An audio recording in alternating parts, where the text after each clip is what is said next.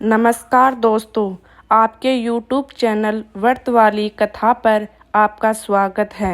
यदि आप इस चैनल पर नए हैं तो चैनल को सब्सक्राइब जरूर करें। धन्यवाद।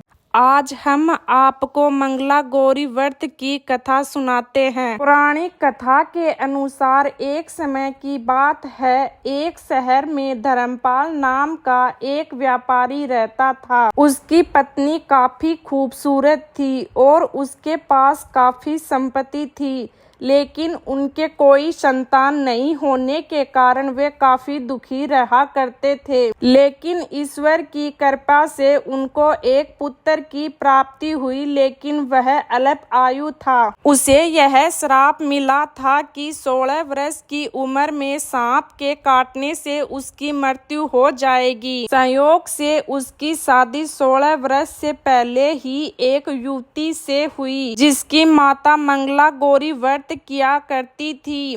परिणाम स्वरूप उसने अपनी पुत्री के लिए एक ऐसे सुखी जीवन का आशीर्वाद प्राप्त किया, जिसके कारण वह कभी विधवा नहीं हो सकती थी। अतः अपनी माता के इसी व्रत के प्रताप से धर्मपाल की बहू को अखंड सौभाग्य की प्राप्ति हुई। इस वजह से धर्मपाल के पुत्र ने 100 साल की लंबी आयु प्राप्त की।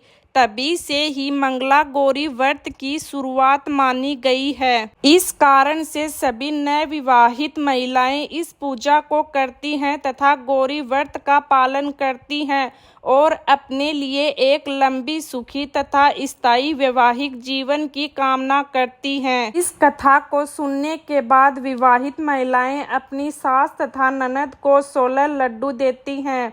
इसके बाद वे यही प्रसाद ब्राह्मणों को भी देती हैं। इस विधि को पूरा करने के बाद व्रती 16 बाती वाले दिए से देवी की आरती करती हैं। व्रत के दूसरे दिन बुधवार को देवी मंगला गौरी की प्रतिमा को नदी या पोखर में विसर्जित कर दी जाती है। माँ मंगला गौरी की जय। कमेंट में माँ मंगला गौरी की जय अवश्य लिखें।